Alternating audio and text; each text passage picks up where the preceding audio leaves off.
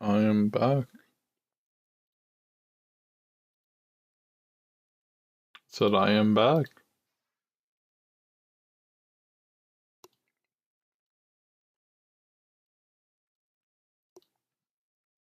Once we fucking knock out this podcast, I'm so down to watch the rest of the past arc in one sitting.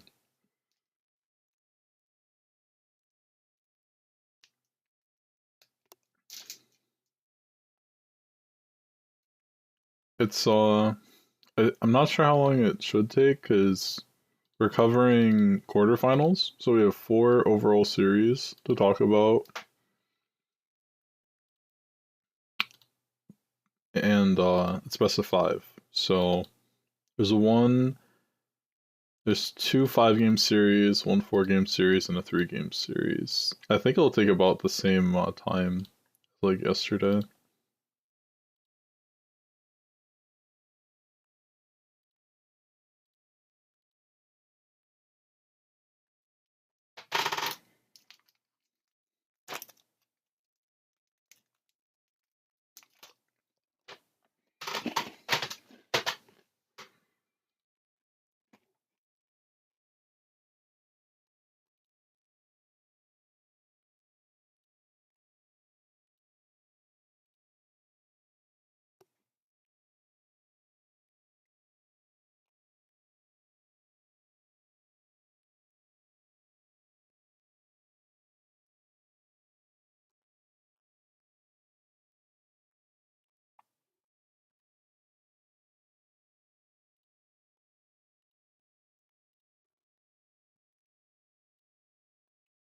Yeah, you could say just copy and paste the message from yesterday, and then just they could say AGL quarterfinals playoff.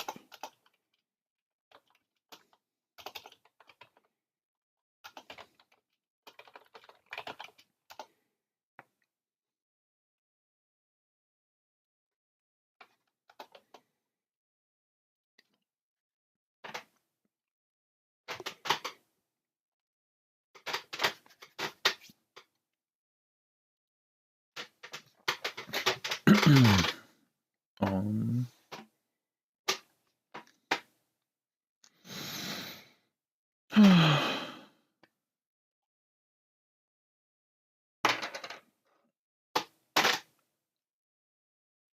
this is my last weekend day, and then I have to work.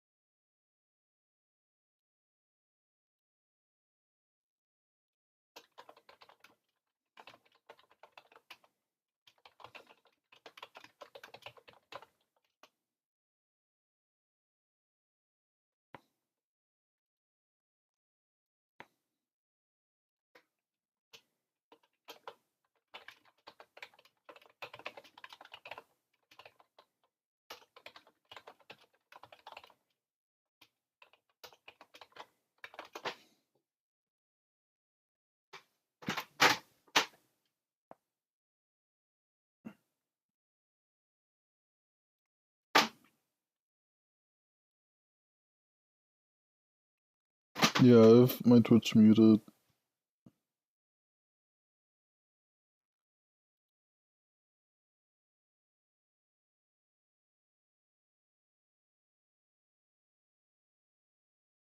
And I muted desktop audio.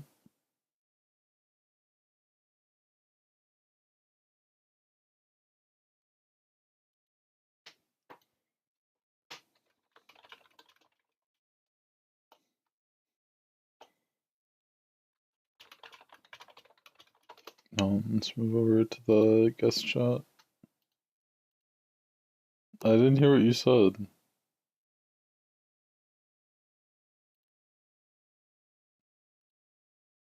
Do I asked you? And you said yes.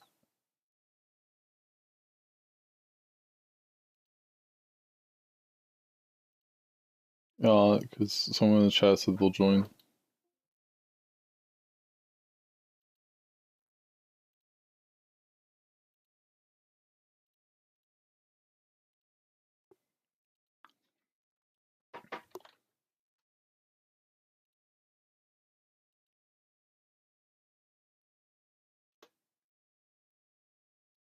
I need to pull up the screenshot from Cody.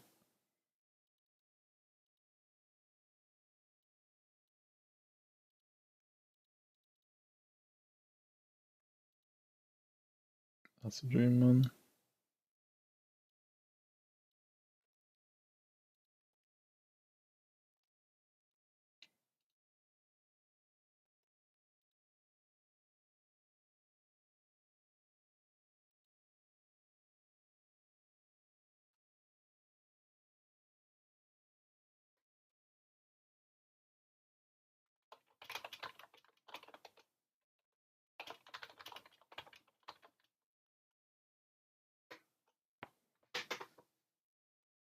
Alright.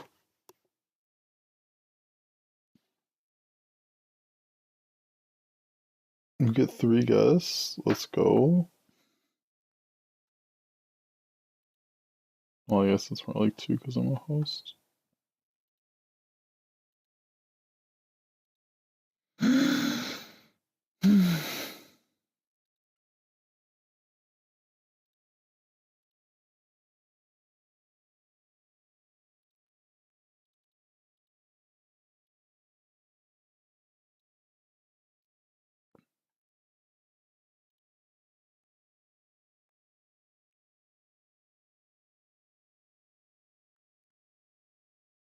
I think I'm just gonna let the timer on the stream go the whole 2 minutes and 30 seconds and see if Cody gets you. Or you could start 2 minutes sooner.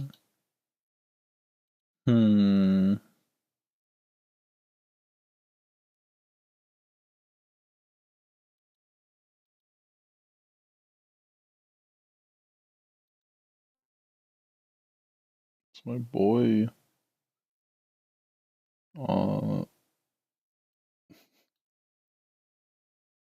You ready? Alright. I'm gonna eat a Kit Kat and we'll start the stream.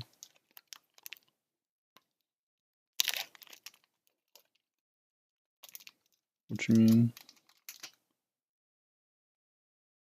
Oh, I have one of those mini ones because my mom bought a Halloween pack. It's just one small Kit Kat.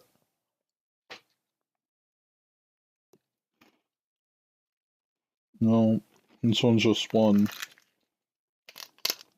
It doesn't have a size on it. It just says these aren't for individual sale.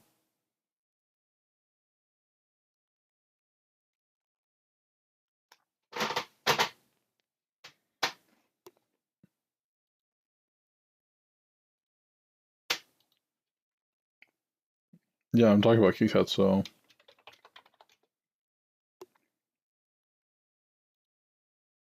You eat candy.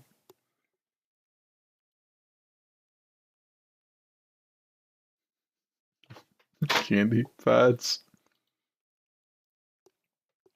Alright. Boys ready? Alright, let's switch it over.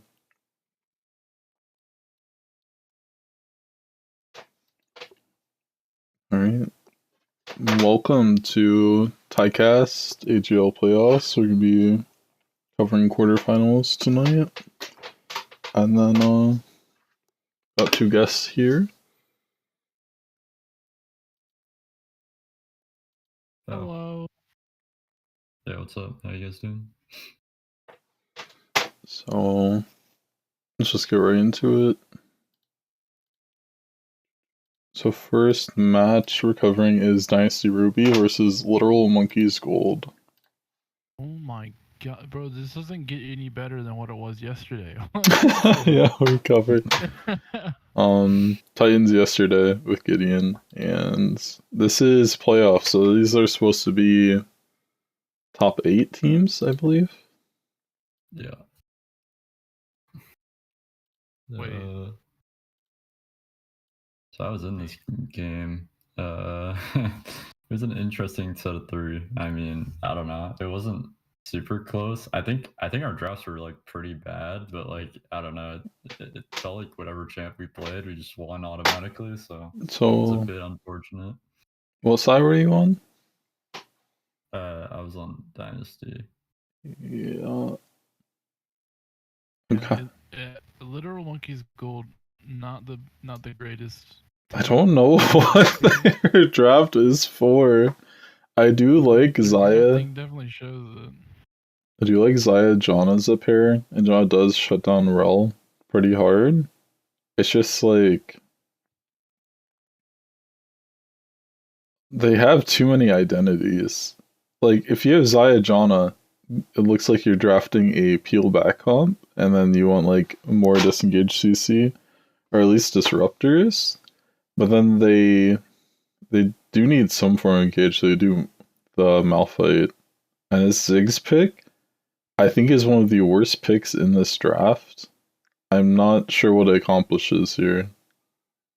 It's for me, it's the decision to pick Malphite while giving the enemy team the ability to blind pick into or you're blind picking into the enemy team with Malphite, and that's just not something you can do as Malphite. You pick Malphite as a counter to a team because they can just pick Mordekaiser, and then you can't play the game.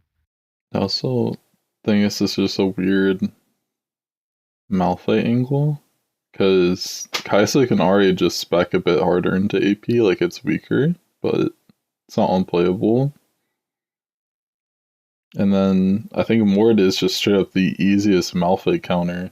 There's other things like Silas and Rumble. They do ban Rumble, but if you're gonna pick, do you know how Ziggs and Nico matchup is?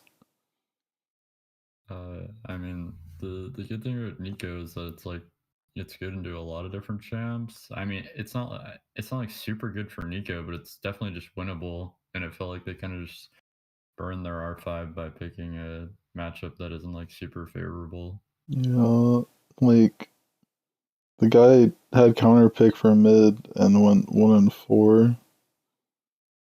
It's pretty inexcusable. Like Malphite got shafted. He went 1-7 top. Mid didn't do well. And then what do you have going for you at that point? If you weren't able to successfully blind for your solo lane, you weren't able to successfully counterpick. My question is why are we banning Graves and Olaf if we're still gonna pick Malphite?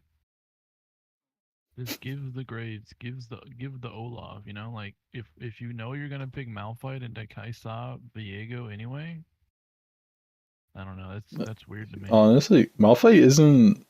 He's playable into Olaf because when you hit the Q on him, you usually can just walk away from most fights. Yeah, if Olaf Qs you, you just Q Olaf back, and then he doesn't get to catch you. Yeah, this is just weird.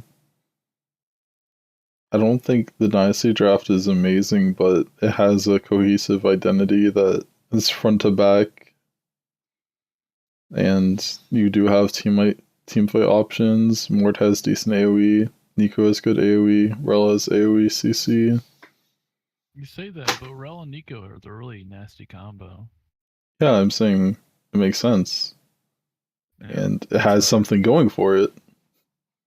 It's hard because I mean, a lot of times in this game, like they had the Janna pick, which is like pretty good into Nico Rel, but as long as we stagger or engage or attack them from like different sides of the fight, it's really hard for Janna to put herself in a spot to like Yeah, knock both of us out.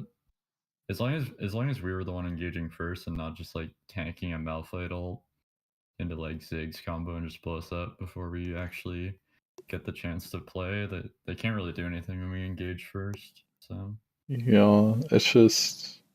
I think Monkeys either had to commit harder to the kite back and protect comp, or go harder for the dive comp. It's like they already did Zaya. I think they should have just went for a peel back comp. Like jungle here. I think Maokai Zaya is fine.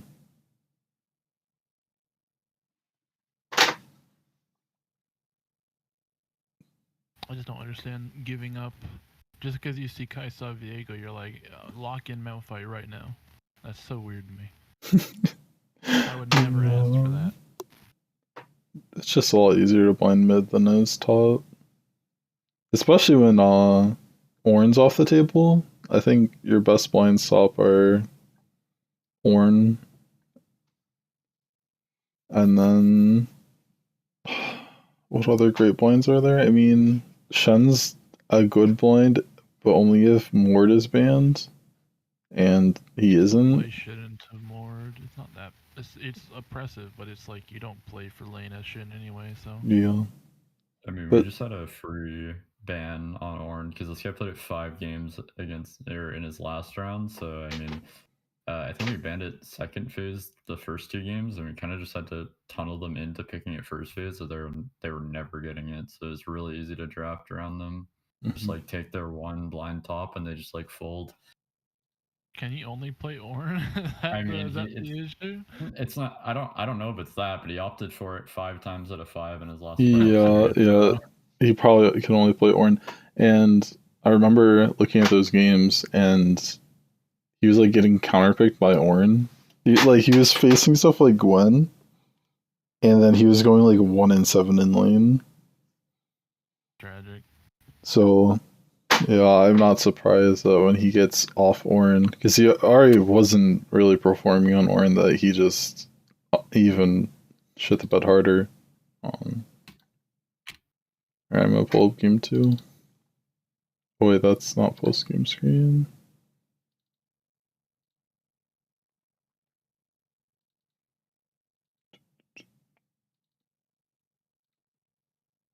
Alright. Mordekaiser into Ornn.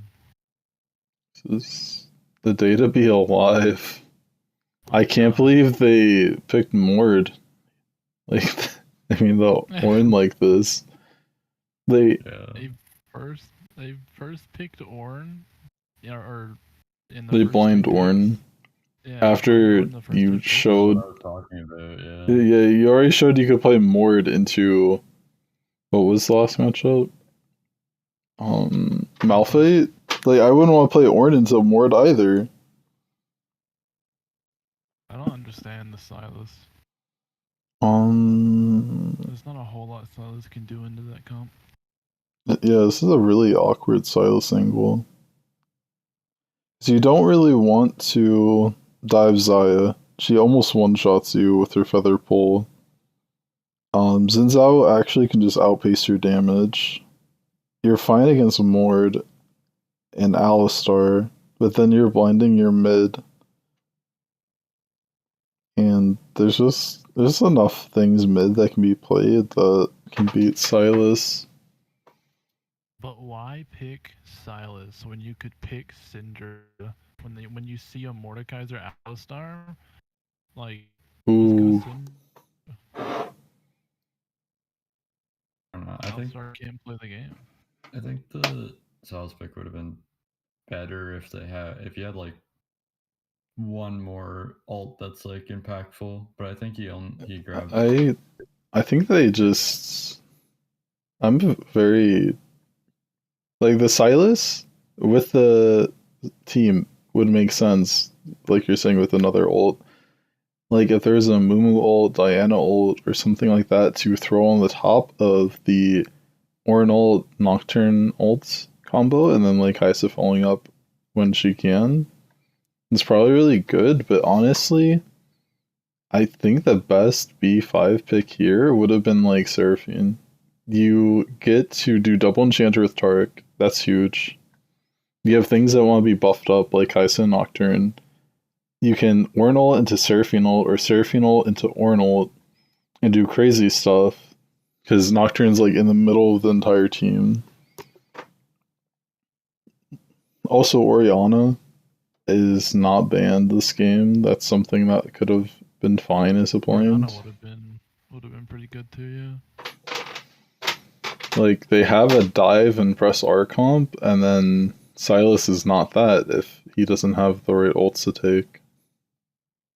You just don't have the opportunity to even go Ornn. Like, they picked Xayah, Xin Zhao, and you're like, Ornn's the play. Like, what is your ult gonna do when Xayah and Xin Zhao can just prevent it from hitting them? And then, not to mention, Mord can just take Ornn out of the fight and stop the ult from coming through.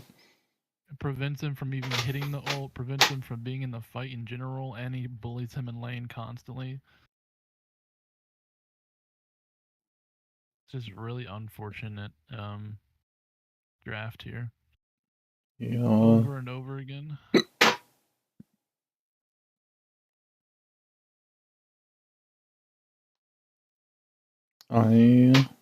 Is Glacial Augment Tark the move? Wait, is Radiant Virtue Ornn the move?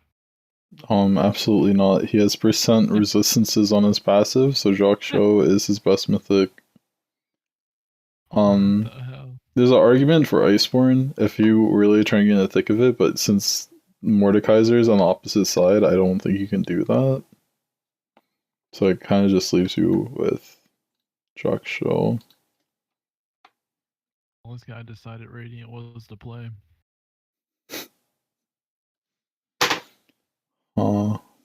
I don't think there's much else to say about this game. Well, the issue is he built Sunfire into Mordekaiser first, and then built Radiant. I know. Oh, it pains me. I don't want to talk about top lane itemization because I'll get too passionate, but yeah. You can sit on Bammies and then do other things so you have better wave clear, but finishing Sunfire is just not good when he clearly was not playing lane well. I mean, he has exactly 6 deaths and Mord has exactly 6 skills. So chances are most of those went directly to Mordekaiser. I don't agree with the Mordekaiser's build though, I'm gonna be honest. Yeah, that's the other thing I was gonna talk about is you have Cassio. So you can be the second AP threat. I don't know why you went Jacques Show. He already has Xin Zhao Alistar. You don't need to be a great frontline. Plus he took Ghost. Why just be full on Riftmaker, be super aggressive? Yeah, if you're gonna take Ghost, you ought to go Riftmaker. I don't think. Obviously, if you're winning lane, buy Dark Seal for the love of God. I want to see more people do Rylai's Riftmaker gargoyles on Mord. I don't know why I'm like the only person doing it. Probably because it's not that good. Do it. Have you tried it? No, and I'm not gonna try. Okay, well then come back to me later. No, I'll give it a shot one time. And I tried your Rylai's Iceborne build. It's good if you're in the right team comp. It's super good. Yeah, I like it sometimes. Alright, we're gonna pull up game 3.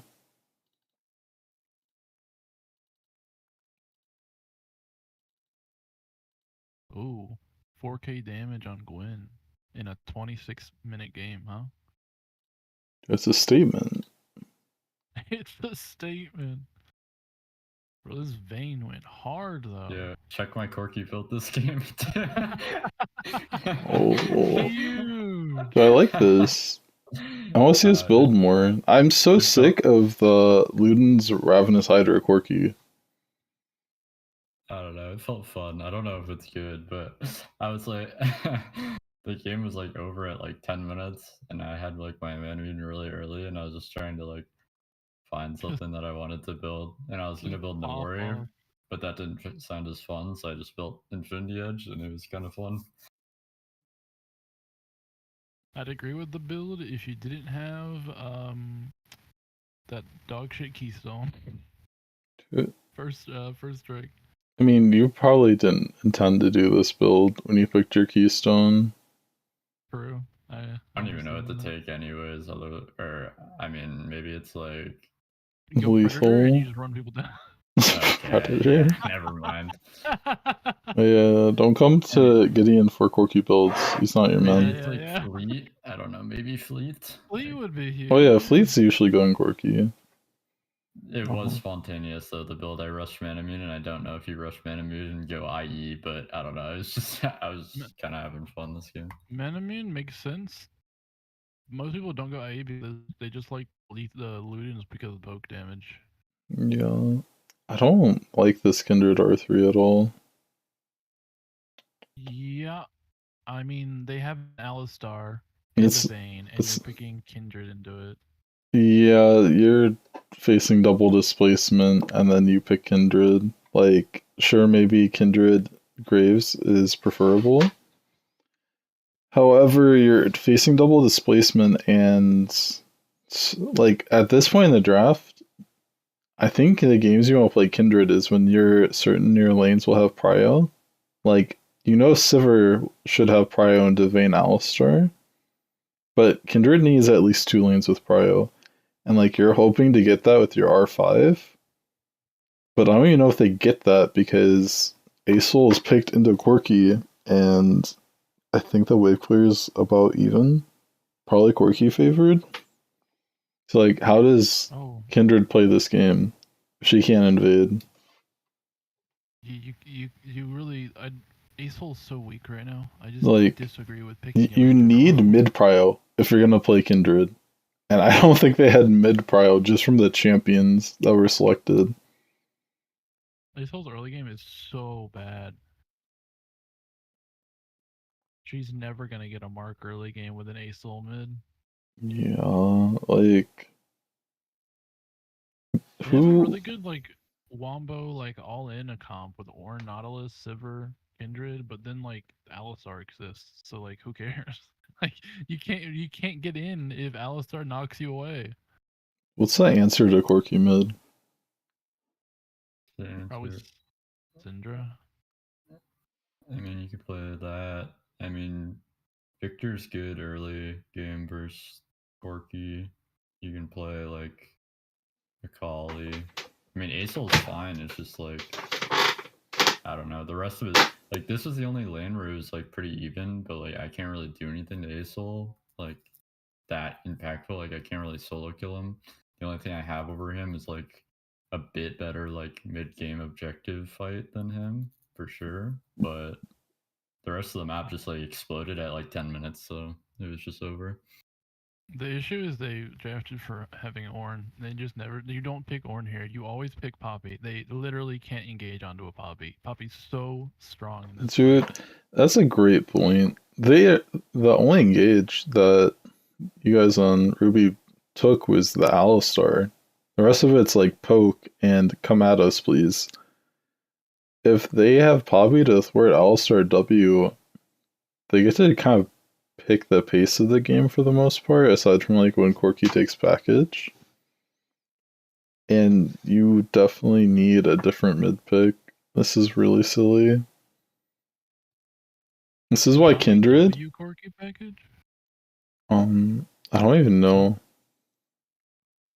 What was the question? Can Poppy W Corky package? I think he's unstoppable. Should be unstoppable. Yeah, I think he is. But this is why Kindred doesn't flourish at this rank. Yeah, he is. People he is unstoppable. Don't know how to build around it, and then also it requires a playstyle shift to play with. And like they don't have the comp for it. I bet they didn't play for it either. Yeah, I agree though. I think ASOL's fine in like a vacuum, but I think with the pieces around it, they have very passive bot side, so yeah, it's probably not the greatest. See, red side, all they have to do is play is they pick Poppy instead of Ornn, and the rest of their team comp is fine. And then all they do is play for objectives the whole game. They get a lead, and they play for late game. And then by the time ASOL scales, they win team fights. They can never get engaged on, and if they play the front to back properly, they just constantly win. But with an Orange, they want to engage constantly against a team that wants you to engage constantly. Well, the things that's tricky is it's like who carries harder, like in a Soul Silver or Vayne Corki, and it really just depends on how much poke Corki lands and how long Vayne gets a free hit. Because like I think a Soul Silver have more consistent team fighting, but I think Corki Vayne have higher ceilings. If they get ahead early, Corky Vane will just constantly roll the team fights. Yeah, and that's what happened. That's what happened. Alright. I'm gonna pull up next series. We have CB Aurora versus Bing Chiller's Clear Comms. Why is this so small?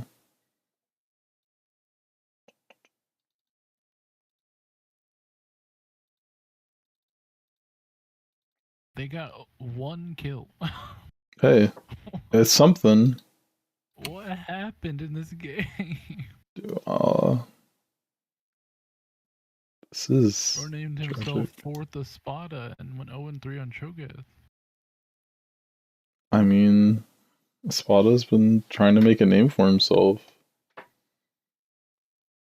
Just Happened here? not Hell in the no. right way. Hell no.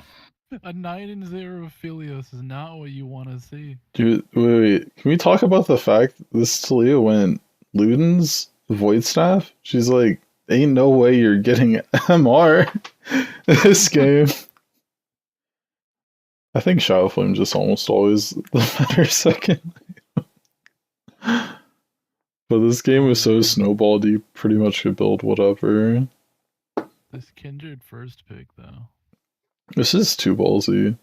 Like I said, Kindred needs so many things. She needs at least 2 lanes with Prio, and you need to not be against displacements. Like, Red side theoretically could have picked Gragas or Azir, and Kindred's ult would be a boon like for the enemy team. Like a displacement like Blitzcrank Hook, they can just pull her anywhere he wants her to be. Yeah, but you actually have to aim that. Like, you shouldn't miss Gragas ult or Azir ult. Shouldn't is the key word here. Yeah, that is the keyword. They do have the Talia displacement, but that's also a bit timing specific. I don't know. Like, there's only some things I like about this draft. I like that they paired the Zero with the Kindred, so they can just shove the enemy team out of the ult. I like the Zyra Khan pairing. Cho'Gath doesn't fit at all. I don't think a Cho'Gath fits. I also like Seraphine Ornn as a combo. I don't know why they went Blitzcrank. Like, Kindred would be my guess. Dude, they could have went Janna. You just press R and Kindred ult near the end. Yeah, but obviously it worked out in their favor, so I guess they saw something. Yeah. Maybe they performed it properly, and that's why. Yeah, maybe. I think if you're against similar skilled opponents, Aphelios Janna's probably better because you can just thwart all of Rakan engage. You look at this team, and their primary engage is Rakan, and he's supposed to be supplementary engage. So, like, with a Janna, CBA shouldn't be able to take a single fight they want. I will advocate for this every time I have the opportunity to. Why are we picking Ornn when we can pick Poppy? When we know they have a Rakan and they have a Kindred, just pick Poppy. Then they can't pick Azir. Actually, I think it makes more sense to do Ornn. You think really? Yeah, because they need engage. Oh. If they don't have Ornn, Poppy's plenty of engage. Dude, she runs at people. You need something for primary engage. I think Ornn makes sense. Talia wall. Talia wall is not primary engage. Yeah, but like think of it. You know, you throw the Talia wall up, Poppy can ease somebody into it. That's all I'm saying. Yeah, and how many times have you seen Poppy and Nivea do their combo? I mean, that sounds like a user error to me. I Go. just think that I think Puppy's just stronger than Ornn is right now. Yeah, I could see it for sure. But like Ornn against Cho'Gath, you're kind of chilling. That's luck. Yeah. Oh, Ornn against Cho'Gath is such a good matchup for Ornn. You get to late game scale so hard. Do you have any comments for this game, Cody? Cyclone Azir is never it. I never see this guy play well on Azir. I mean, I knew they lost in select when this happened, and then, I mean, Lyric ADC, gotta feel it. I mean, I don't know. Lyric had like 5 kills at the start of this game. I think I was watching this because we like, or I think I caught the tail end of this. I don't know. It was either this game or one of the other ones, but we like speed ran our series, and then this was also a late start, so we caught a little bit of it. But I'm pretty sure it was this game, and I saw like 5 kills at like 10 minutes. I was like, yeah, GG.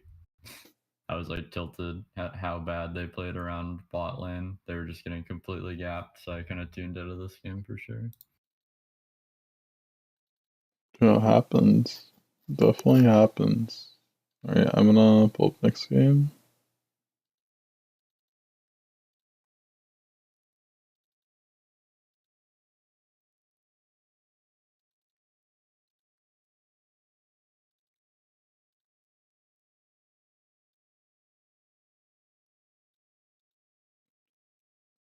Huh.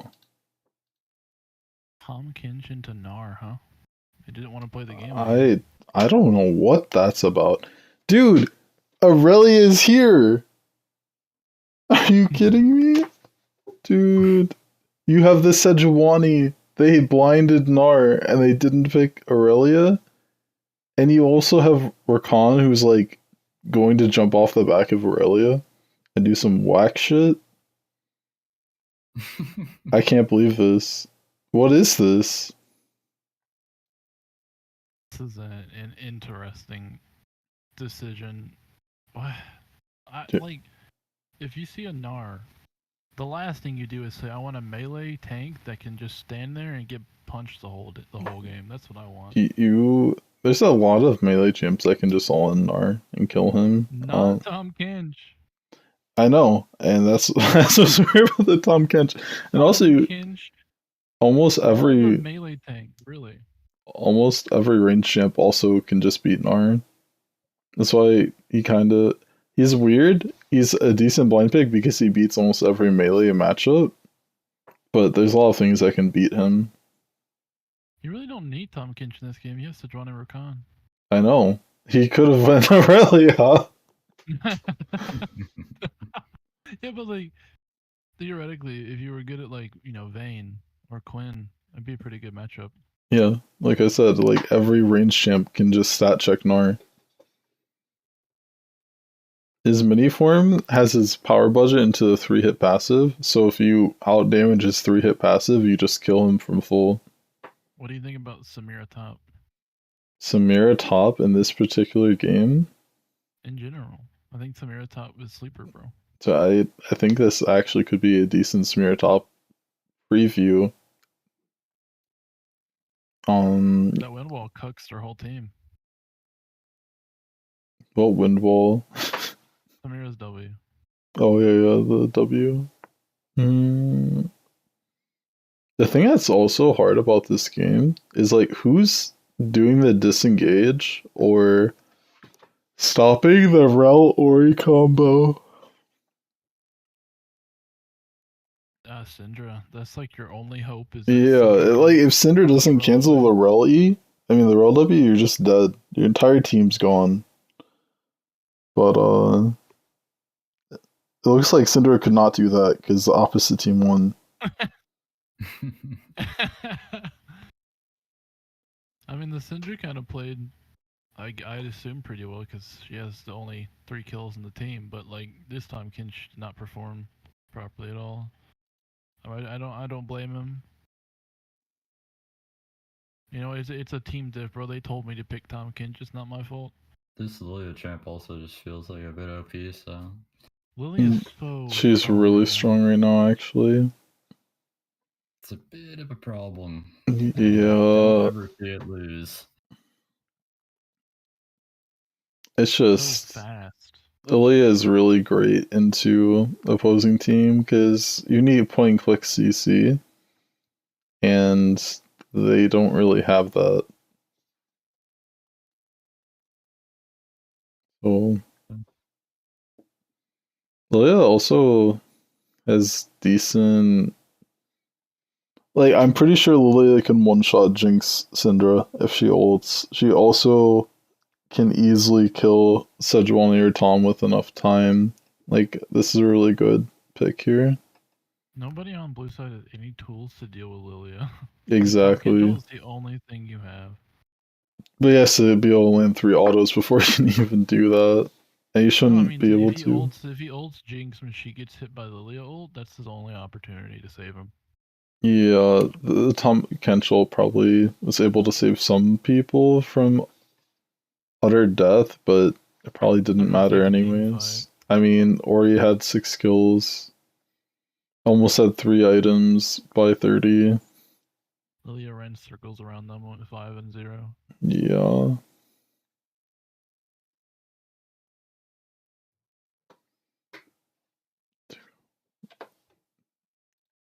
I guess I'm gonna pull up next game. Hey, wait, the Sejuani built Wait. Rush? Wait. I'll click cancel. Oh yeah, Phase Rush Sedge is popping up because Fleet Footwork Sedge is a thing. Similarly, they're both supposed to help Sejuani get her extra autos off to proc her E-stun. That's crazy. Because you can queue W onto someone, right? You get your stacks up to 2, but like you need to land 2 autos after that. If you land 1 auto after the QW, you proc Phase Rush, and you're like guaranteed to get the fourth proc off. Yeah, makes sense. Alright, gonna pull up game 3.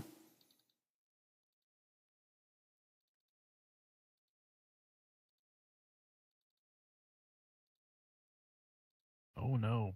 Sorry, I'm on a classic Eclipsing Tides ad break. Dude, that's tragic. I don't know how to control the ads. They don't work for me. I'm kidding. First pick Ori. This is a statement. Ew, what the? I don't know why you would ever do this. I don't know how Ori didn't get countered harder than Syndra, but it happened. I mean, Cinder's a good matchup. The Ori B1 is vile, though. I don't. Is Ori really that pick or ban in this series? I'm shocked. No, I don't think so. Yeah, I don't know. I think it's good, but you Oh definitely god. you need something to play off of it with. I don't think Nocturne is a good enough tool for Orianna to play with. I'm gonna be honest. Why do you pick Sion into Ornn? That's awful for Sion. Dude, that's what I was gonna say. What happened? Why couldn't we have Mordekaiser? Mordekaiser is actually pretty decent this game. Like, you don't want to deal with the Tristana, mind you, but you will absolutely kill Ornn. You will kill the Ori in Death Realm. You will 2v1 this Ornn Nocturne top lane once. Oh, that too. You will every time you will murder this Nocturne, and you will then murder the Ornn. There's nothing Nocturne can never gank Mordekaiser once he hits an item. It also, the Varus pick is weird here. Yeah, I don't like the bot lane. I don't like. I like Varus Karma as a pair. I don't know. But I'm you like Karma, Nightbringer, Karma? Night Harvester. Wait. What the fuck is that? I'm going to be sick. You don't know about it. Dude, the Varus from 1 and 6. I'm so confused. Wait. You're telling me they have Bel'Veth in this game as a sort of DPS check, right? And they didn't just do Lethality Varus with Karma against Orianna, Tristana, and Lulu? I don't understand why this is like Belveth should just camp this Ornn permanently. No, you can Yeah, camp they're pissing me top when you off. have Scion top. We had a Mordekaiser instead. They Oh, would that's true. roll top lane into the ground as Belveth Mord. Yeah. This This is is just a permanent gank top game. that looks like Nocturne absolutely devastated this Belveth. These drafts are making me angry. Dude, He what? probably ganks top. Is it the kills Ori first pick or is Scion. it something else? I think it's everything. The I mean, last it's pick Karma the support? Scion, the R5 Karma with first strike. Night Harvester did absolutely 0. I wish we had damage shirts. It's probably under 5k. I don't Yeah. know. Nocturne terrorizing games once again because no one can play Like, around it. Look at his the thing I don't get timeline.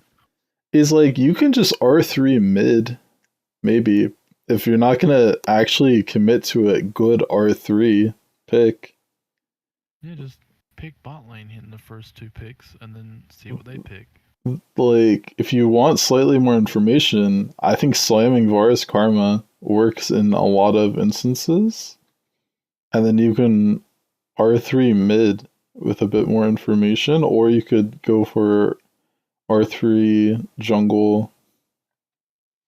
Because this R5 Karma did not win them the game, that's for sure.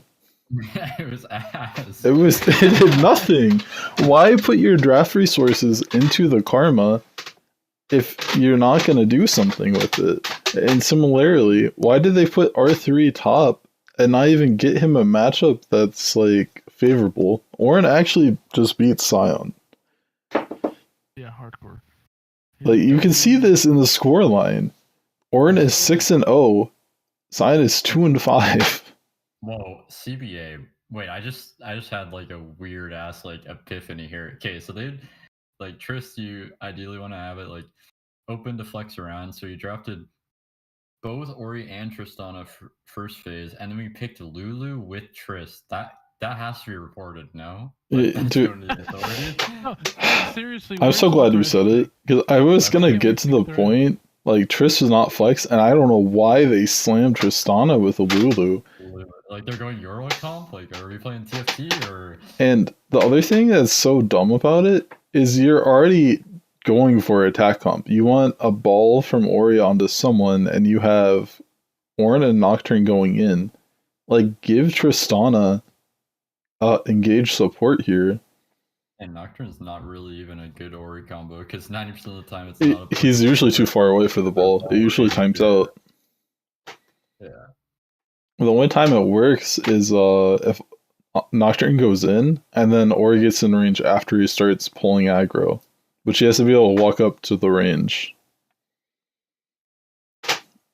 Yeah, I think Bing Chiller's comp is not, besides like the Scion Pink, I like all the other champs, and I think they should win the game. Because CBA's draft is like making me want to bawl my eyes out. But they still just like absolutely stomped the entire game for fun. This is why I hate talking about draft. Like, I wish it was clips. Like, I understand Cam's gone, but I would like to see how they entered the game, because I think on paper they should never win this game. Because like every Scion is 4 levels behind. Yeah. It's every pick tragic. is bad. Except like Nocturne. I think Nocturne's a good champ for the CeeLo bracket. You just terrorize every game. No. Alright. Gonna pull up game 4.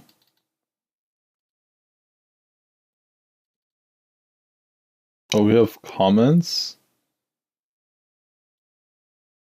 Oh, it's just a run back. It's just a run No. He said he wanted Scion, but he wanted Rumble, but he got Scion. he said, give me Oriana again, let's go. Dude. Oh, no. I think, yeah, Rumble's not the worst. He's definitely, you're even or ahead of Ornn if you get Rumble into that. But game 4, you got Wait. What? Rumble into Ornn. Maybe. Then he got camped by Hecarim because it's Dude, they really ran back the Ori first pick? I'm so confused. Why? Okay, why did CPE ban Karma? You ran it down last time. Give him the karma again. He went first strike Night Harvester. And then he terrorized them on Pike, and they actually did not go 0-7, 0-8 bot lane. They actually played the game. Even though I don't think Pike Caitlyn is like super good. Dude, that sounds really bad. His E is really slow, and you can't actually prepare trap on Pike pull. Sounds bad, but Are we picking Pike when we can pick Thresh? We could pick Leona. Yeah, there's a lot of easier CC setups. Nautilus is even more plausible than Pike. Wait, whoa. Is Morgana up and we're playing against Ash Rel? Morgana's up. We're playing against Ash Rel and we don't pick Morgana at KFF? Oh.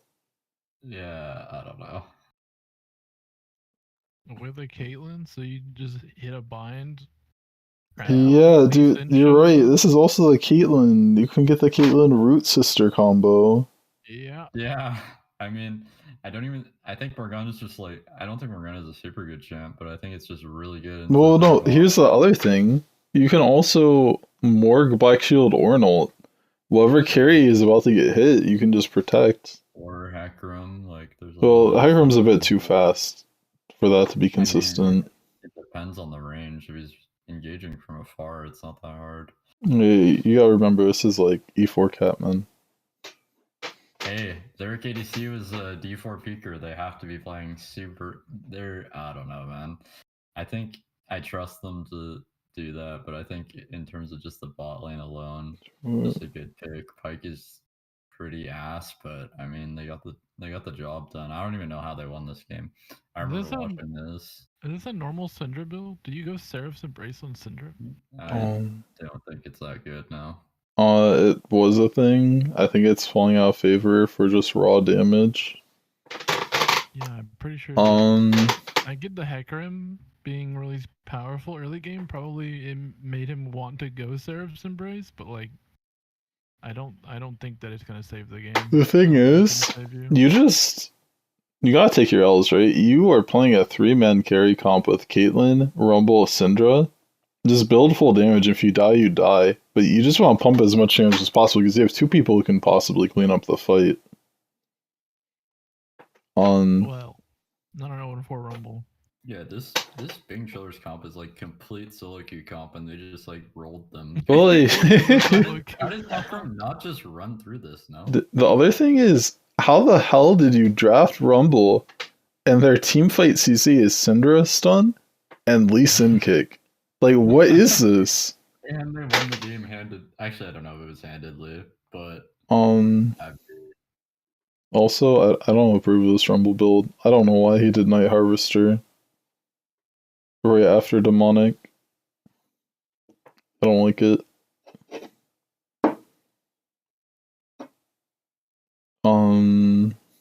Rumble is like the stat pen monster. You just go Sorks, Demonic, Shadow Flame. Then you could do Night Harvester or Proto Belt. Cyclone's trolling. He's going Death Cap second. Yeah, I don't know about that either. What the hell? Oh, dude, you can't do Death Cap second if you're behind. Death Cap is the most expensive item in the game. Yeah, I know. Check clock. The clock struck 6 and we're not at item 2 yet. No, dude. He's like, hey, it's almost 30 minutes. I should have Rabadons. And he started working on it. Syndra has 3 items. Syndra has 3 items and a large rod, and he has an item. I mean, he's super behind, but you cannot. I mean, even if you're ahead, I think Death Cap second is just like, if I'm ahead and like, okay, say you go to base, right, and you're super ahead and you have Ludens, and then your next base is like, you just got another 2 kills and you're at like 1900 gold, and you base and you buy 1 rod and then run back to lane. Like, you're not pushing the envelope as much as you could by building like a Shadow Flame or something. Just, like, being able to have all your gold on the map. I think the times you go Rabadon second is where you hit your first time spike plus boots, for example, and then you're on the map long enough that you can buy either double large rods or the full Rabadons. Yeah, but that's, I mean, obviously in this It's game, very super uncommon, unlikely. but it Yeah, happens. if you're ahead and you have like your core item and you have like 1250 and you like evenly spend your gold and at least like have all your gold out of base, like if you're floating 700 gold, I'm gonna report you if you're building death cap second at least because it's just so bad. But yeah,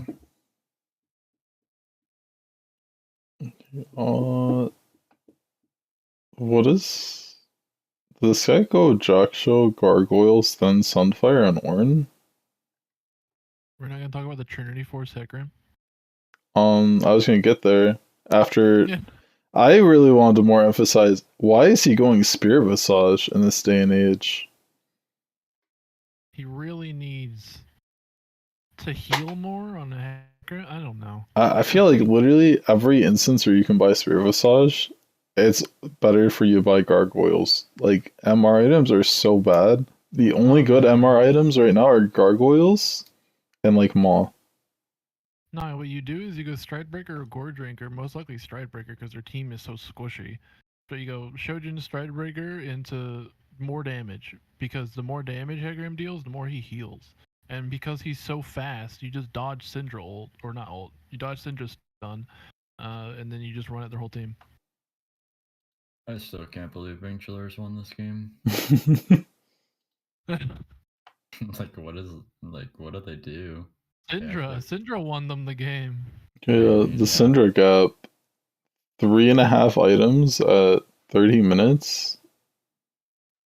It's pretty nuts. Hecarim was supposed to be the carry, and he itemized like a complete buffoon. Cyclone's still fishing for the coins in his couch, trying to get the last couple cents to buy his Rabadons at 30 minutes. He'll get death cap next Worlds, I promise, guys. Jesus. This couch collecting mini game timed out. And Yeah. Alright, I think we have one more game, and then we can go on to the next series.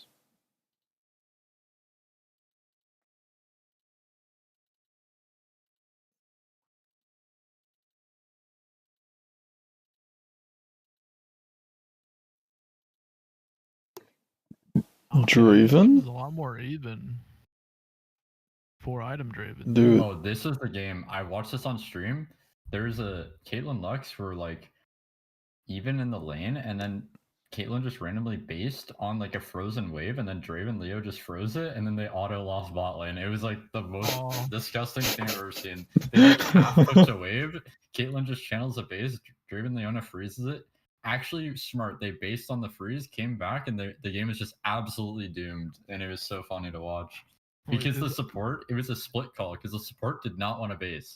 He was like, we have to shove it out because you're gonna freeze it. AD carry just sticks the base. I could tell the support was completely tilted and they just insta lost. It was so unfortunate. I mean, this Leona built very interestingly.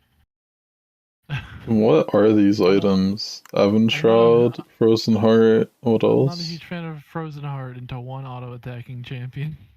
Yeah, I don't think Frozen Heart's a move. The thing I want to talk about is cannon into triple range usually feels terrible. But they are squishy. I mean, cannon into Lee Sin is really good. Because he literally just doesn't get to play the game. Lee Sin Ornn went Unsealed Spellbook, by the way. I don't know what that was about. Again, what is with this Radiant Virtue? I don't know. Shit, bro? I don't know. Awful. Jackshow is the way to go every single time. Bad. Like, bro, why is Syndra building Banshees and Seraph's Embrace? You do 0 damage. Cody, I need your take. Specifically, I mean, I don't know. This Lee Sin, I guess, wasn't like 1v9 this game. His entire team griefed. I zoned out the moment because it was this game wasn't actually streamed. It was streamed by the Bing Chillers bot lane, and I saw them just insta grief at 5 minutes and close. It was like game one where I just tilted watching it. so I like don't want to talk about it that much. I mean, I think, I mean, yeah, I'm not a huge fan of Seraphs. I mean, I think the Leon items are a bit weird, but I think that they were super ahead to the point where I think that the whatever the support item's called could be good to like put a little bit more pressure on. Maybe they're not opting towards Locket because they can never die in the game anyways. I would rather see a Zeke second because your Draven's super strong. I do like Zeke's. I think Zeke's on engage supports is underrated. I mean, what are you going for Mythic then? Evan Shroud's fine. Like you don't. Yeah, Really you don't have to do anything at Mythic. I just think the Frozen Heart should have changed. Okay. You really need. Well, I guess you don't necessarily need Zeke's, but Zeke's is like that thing that makes Draven just that bit more. I'm gonna murder you in 2 auto attacks. Like Leo's ult has some of the lowest cooldown, and it's like you don't even need to sweet spot it. Generally, just landing this slow, if the enemy doesn't have flash, is enough for you to get in range. Land E and Draven kills him from full. Volley's a little bit concerned weird. I'm concerned about Volley going press the attack and then going full tank. I am very shocked by the PTA. I haven't seen PTA in so long. It's actually dead rune. I don't know why Riot won't address the fact no one is taking PTA for the past 3 years. But your options are Conqueror and nothing else. Akshan takes PTA. Akshan, I think, is the only champ that currently takes PTA. That's the only rune he can build. And that's because he can press E for a quarter of a second and procs PTA. Also, the synergy with his passive. Yeah, that too.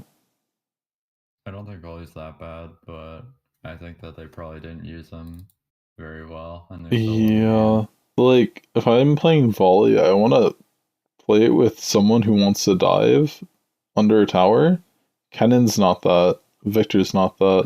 I think bot lane is definitely that. But I think it is. I don't know. I think that they didn't do it. So. I mean, yeah.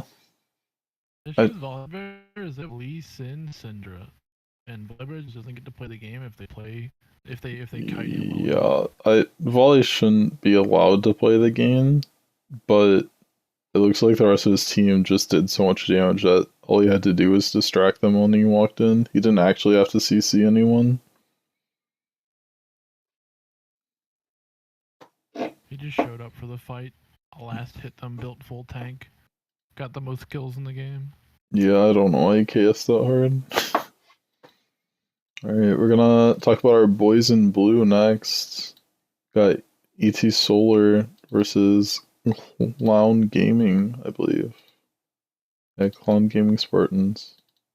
I see Vex, and if this is Vex blind, I'm turning the PC off. And it is. Oh my god. Dude, it just works! Vex blind is built different! It's so bad. Oh my god. Vex has a really bad DPS problem, and I don't see how Vex does anything with what the fuck they drafted. I really love... God, what is this fucking... What is this, what the hell's that stupid character? Swain, what is his build? What is his build? Wait, what is the build? What is that? Outrage! What the fuck? What is this Swain build? What? Radiant? Evan Shroud? Dude. Why aren't you going Leandres? You're against Poppy, Alistar, and Gnar. I'm confused. It's so bad with this Vex champ blind because it's like can't play into mages because you're outranged completely, and if the other mage player ever dodges your like empowered ability, they're gonna run your ass in so fast. Yeah. And then like if you're playing against a champ that you can't like just auto harass them, like if you're playing against a melee champ and you can just like throw autos and poke them down and like force them to go onto you and then like fear them off, it's like, you know, the champ functions. But when you're playing into a champ like Swain, who outranges you most of the time, like Swain is still low range, but Vex Q at max range isn't an actual ability. You can't hit it unless the enemy's computer is off. Yeah, that's true. So not really high range on Vex, and Swain, the champion that is picked into champs that are burst heavy. And what does Vex do? You can't itemize to be a Vex that does consistent damage because it's not what Her you champ CDs as. are so high right now. You can't all in the Swain. You can never click R on him unless he's 1 HP, or he'll just click R and run you in. You don't even do well into the rest of their team because Seraphine can shield a lot of the damage. Yeah. That Vex has to burst through it. The only champ you can catch is like a Senna that's out of position, but it's so bad into the team. It's so bad in lane. It's completely terrible pick, and they got a free game because of it. Yeah. So I absolutely love this ETS draft. This is like a lot of the things I was doing with ET drafts back in my day, playing TES in winter and spring, where you just throw the Jarvan Seraphine combo.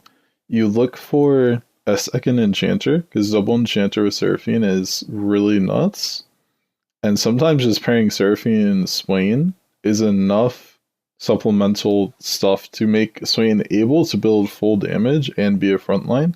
And this particular game where the whole enemy team is burst oriented, Swain can actually just go damage, and because he has double enchanter here, he doesn't need items like the Fimbulwinter, Radiant Virtue, and Zonius. You could just leave it at Zonius and full damage. And then you just front to back this entire team because you have so much free health from Senna Seraphine, and your W and E should be hitting like 2 people every time because they have double melee. Gnar will be melee in most team fights because of Mega Gnar. And the moment Vex or Ziggs use their CDs, you can just walk through their team and kill them. This is a really hard game. But Poppy win Dark Harvest. Like, their only saving grace for this team is like snowballing with Ziggs taking towers quickly and Poppy knocking Swain out when he ults, but you can't guarantee that. What does it accomplish? You have a Jarvan and a Renekton to deal with after that's gone. Yeah, the amount of engage and CC potential that Jarvan Seraphine brings, and then Renekton's just in the thick of it, it's a really, really difficult situation to be in.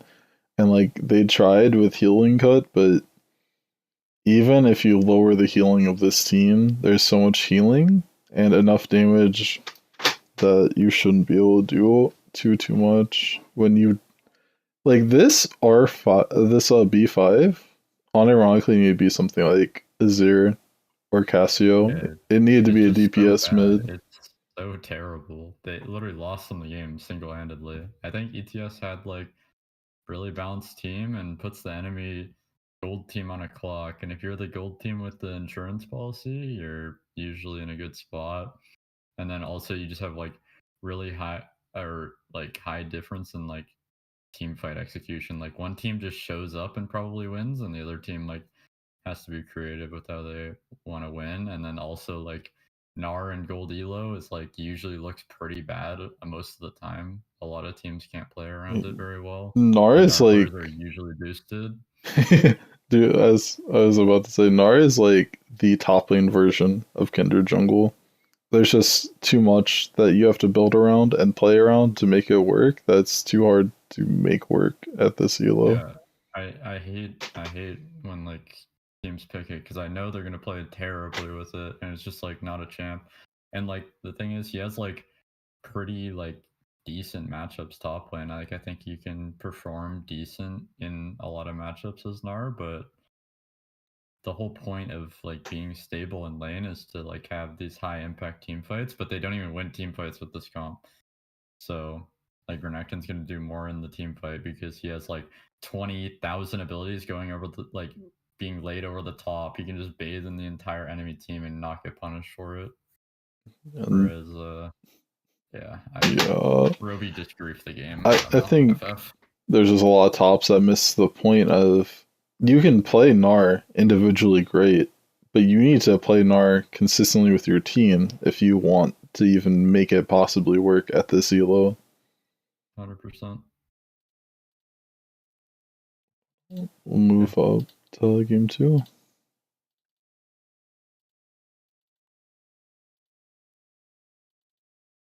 Yeah, this game confused me a lot because ETS like completely changed how they wanted to play the game. It was like they had the very easy to execute comp, and now they have like a very different playstyle with like Mhm. two solo laners, like a little bit less agency. Like Echo's like a champ that doesn't really like provide much utility. I think Echo is a And stinker of this draft. yeah, I think Echo's weird. I think Rumble's decent as a counter, but I mean, It's didn't not. look like he performed particularly well on this. Yeah. So Rumble is actually pretty good in Renekton, and you do have the Rumble Jarvan combo, which is good. Yeah. And you also have the melee ult for the Mumu ult. As long as he stays far enough back, like they have a lot of answers and they do have range to play with. It's just this Echo pick, I'm not sure what it accomplishes against what he saw. Build? I think in the 5v5 team fights, though, I still think I take CGS a little bit more. It's really depends on like ETS is a little bit more of a pick comp. If Clown Gaming can get in a 5v5 where they're at an objective and they're in position, it's going to be a lot harder for ETS to play. So Like I know that ASOL popped off, but why did he build Crown Seraphs? I mean, Because I don't think Crown's the worst. I think that hate there's this combo. It's just I feel like if you have Crown, you don't need Seraphs. I mean, I isn't think you need Aesol a Seraphs mana in most muncher? of the builds. Yeah, you need Seraphs in a lot of the builds. I think Crown's a little bit weird because the thing with Crown is I don't know. I think Rod of Ages just gives you enough beef to live a lot of the bursts anyways. But I can Yeah. see the point of him being a little bit worried about some sort of like echo combo, but I mean, I think Rod of Ages He's plus Seraphs probably. is enough beef. He might be trying to prepare for like the random Ash ult and then Echo plus Rumble or something. Yeah, I just think that you get enough HP and shielding with Seraphs plus Rod of Ages that you don't really need Crown. I think Crown would be is just better on champs that don't want to opt for Seraphs and they're going Glass Cannon, like say an Azir that builds like Shadow Flame or like Crown Asher's Shadow Flame or something like that, or like Rab. He has like no tank stats, so you get like fake tank stats with Crown, whereas Roby's build is Rylai's Seraphs. And if he has Rod, he has like a million built-in HP, so he's already beefy as hell. Yeah. I just don't think they got to come off the ground much on this game. Dark was 0-7 this game and is like their only consistent damage against Renekton, Amumu, Blitzcrank, and then they have Senna healing their team.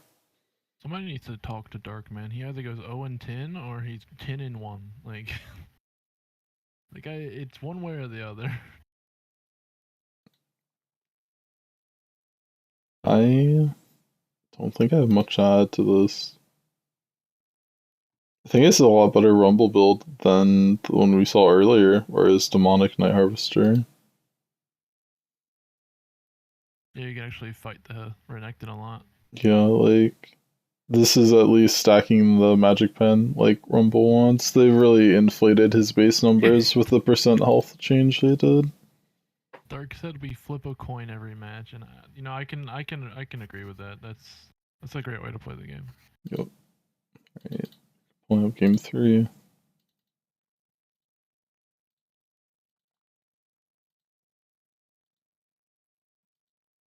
Good. Look at this killer dark game. 5-0-22. What a great ADC. How Zeri goes 13 kills into Jace makes me want to puke. If there was a solo kill early on, I would. You mean really... full AP Zeri with Luden's death cap? Yeah, I mean, I don't even know how you get like a lane advantage on that. Like, how do you get cheesed by that? Because you don't have good all in. Your poke is not actually like the ability is just really easy to dodge. Like, it's only really useful in team fights, the build. You have no all-in threat with your ult. Jace has higher range than you most of the time, and we're still 13 kills, so it's like whatever. What What is is with Closure and him building Dark Harvest on Poppy? Like, does this guy want? Dude, What it's season is just he in? Divine Sunder Poppy too. It's not even the What lethality season build. is he in, bro? Like, come on. Yeah, I was gonna ask, what's with the Mord into Renekton pick? That's awful. It's horrible. I like, honestly, I would rather pick a tank into Renekton than anything like a Juggernaut or carry. Renekton will bully the shit out of Mordekaiser with all the healing he does. Yeah, like But I I'd mean, rather have Mordekaiser, utility if I'm gonna lose lane. I would be okay with the Mordekaiser pick if this guy knew how to itemize into Renekton, because he didn't build Bramble first. He didn't build Bramble Iceborne. into Iceborne.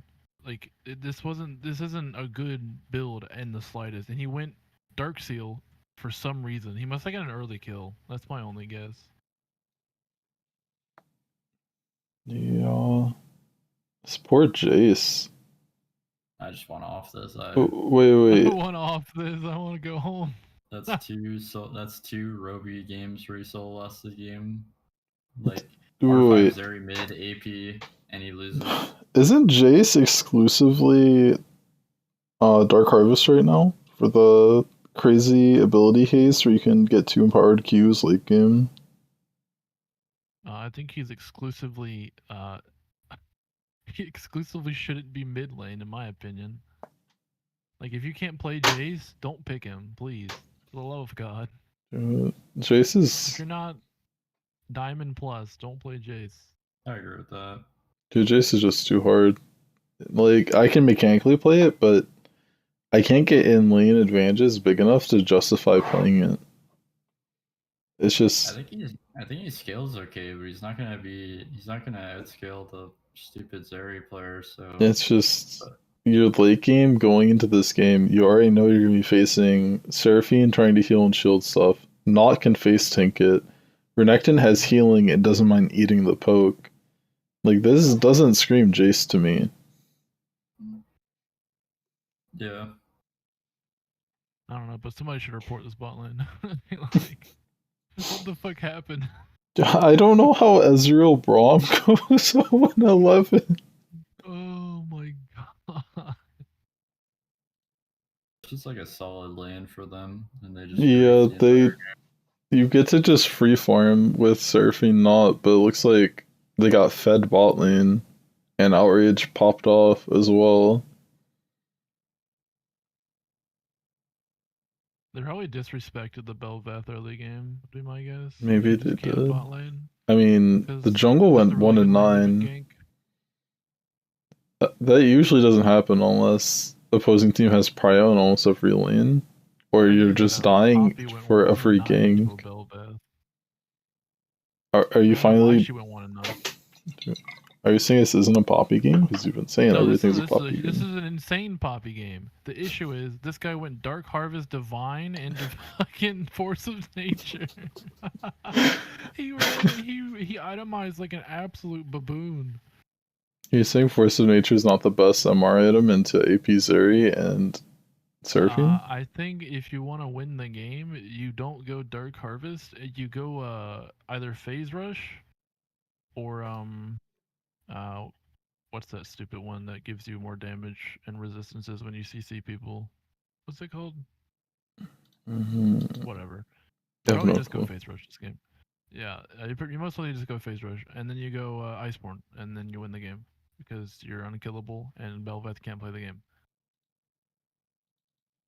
And then if the Zeri really does have like 20 kills at 5 minutes, then like I guess you have to go some AP or MR, but like, man, how do you mess up that badly into a Zeri as Jace? You're not like, your goal isn't to fight her. Your goal is just to farm. I mean, it should be to fight her. I think that she shouldn't be able to play the game. If you have a Belveth or not, sorry, a Poppy and a Jace, and you don't permanently gank mid lane and permanently shut down this Zeri so she can't play the game, then your goal isn't to fight her.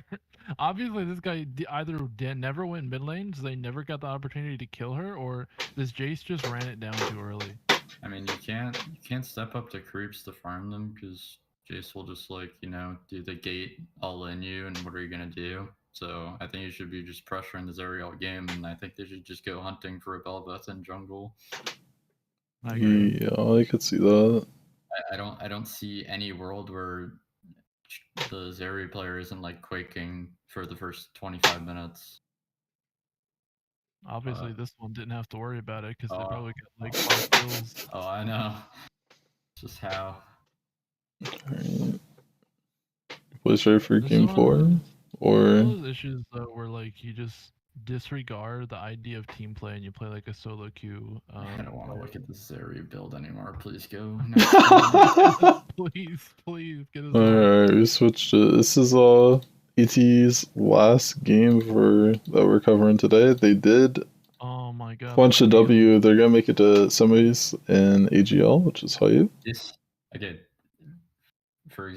just for some context, I've argued with this exact clown mid laner for like multiple weeks now that he thinks that Acehole can be picked blind if you know the matchups well. And like I was memeing him, it was a little bit toxic, but like after this game, I was like, I guess you didn't know this matchup, Smile. And it was like, it's just one of those champs where it's like if you're in a lane where the enemy mid laner has insane gap close to the point where you can't even farm like safely at like any point in the lane phase, like say for example a thing like figs, or sorry, not figs, zigs, not zigs, fizz. I'm so stupid.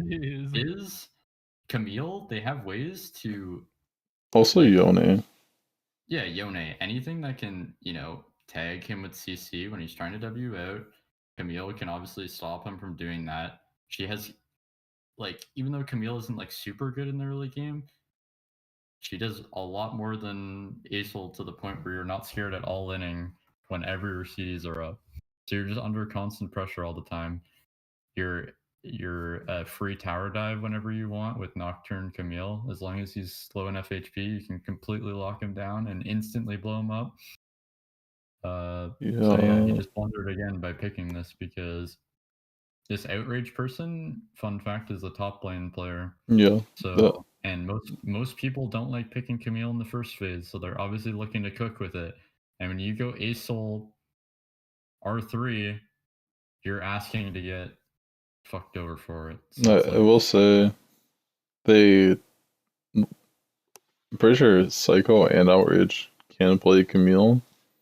They've both played mid and top, so they're probably planning for a switch if they had the need to, right? And then honestly, I've played a lot of Camille into Acel. Like I've played Camille into Acel in mid games where like my mid did not play well and like he has 4 or 5 kills. And it's like if Camille's just in range and presses R, she almost always one shots Acel. So if she gets to like level 2 or 3 and you get to do that for the entire game, like he's not a champion. Like the moment How do you sorry, go. No, you're fine. How did you feel about PTA on on Camille? So it's a classic staple. I think it's not bad. I think it's a mid lane exclusive thing for Camille. Top lane, the fights usually last so long because they're either facing another bruiser or tank that it doesn't make sense because Conqueror outvalues PTA in long trades, PTA outvalues Conqueror in short trades. So because he's constantly looking to E, like auto Q, or E, auto QQ and walk away, it makes a lot of sense. He can't stay in super long trades because he's going to get absolutely harassed on the way out if Acel has CDs. So I think it's the best move here. I just never seen it, so I wasn't sure when if it was real or not. Camille first came out, her main keystone was PTA. It was either PTA or Comet. Nah, I will say, I like the triple teleport. I think that's not something that a lot of gold players will opt in to do. Oh, dude, wait, this is so brutal. I just realized, not only do you have the poke advantage bot lane and the range advantage, you have the Mord into Kennen matchup. Kennen literally cannot play the game once Mord hits 6, and Acel cannot play the game into Camille. They somehow got a holy trifecta of 3 winning lanes. And then you have Nocturne, who will do absolutely vile things if you have Prio and even 2 lanes. I think that when your mid laner solo loses you 2 games in drafts, you deserve to lose the series. So I don't feel too bad for Clown. This is like pretty sad to watch. Yeah. Unfortunately. Clown's team comp looks so good on paper, and then you look at ETS's team comp, and you're like, that's why they lost. You just lose in isolation everywhere, and you have a Nocturne that's going to terrorize the game. You have like 20 options. You can dive mid on level 6 every single time. Like, it's not even close. You can go anywhere you want. You're never in trouble in terms of like getting ran down by Jarvan. I don't even think Jarvan can walk in solo and fight Nocturne. Nocturne probably just cooks the J4. So it's just completely doomed. He has nowhere to gank. What is he gonna do? Like, there's literally nowhere to play. Like, you have a potential with the Zeri Rel combo, but Ziggs, if he plays at max range, that should never happen. You have to flash just to make something happen. Bro, he was level 13 at 28 minutes. Yeah, it's brutal. How does he play the game? I mean, look at Outrage's level. He was 17 at the end. There's 4 levels on the enemy jungle. Yeah. Yeah, Acel definitely didn't know this matchup. It's whatever. Go next, bro. Yeah, we'll go next. Such a bad champ to pick early. Never do it again. I hope he learns this. Oh my god, what are these? I guess they had a 9-3 Syndra. Let's go. Oh, Syndra's finally winning.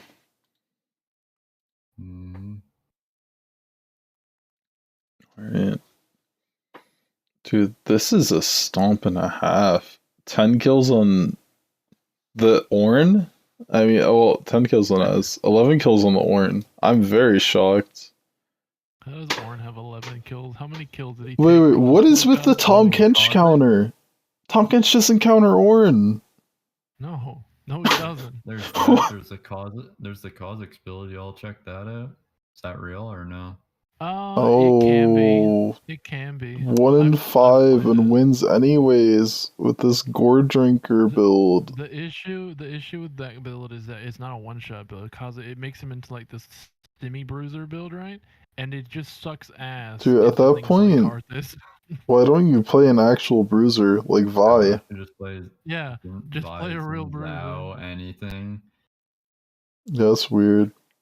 And also, I personally wouldn't want to play Kha'Zix into Karthus, Ashe, Syndra. You go in there for a one-shot, you either get CC'd, they're out of range, or they kill you from their Death Defy passive. And he picked it 4th. Like, you have too much information to make a pick this bad.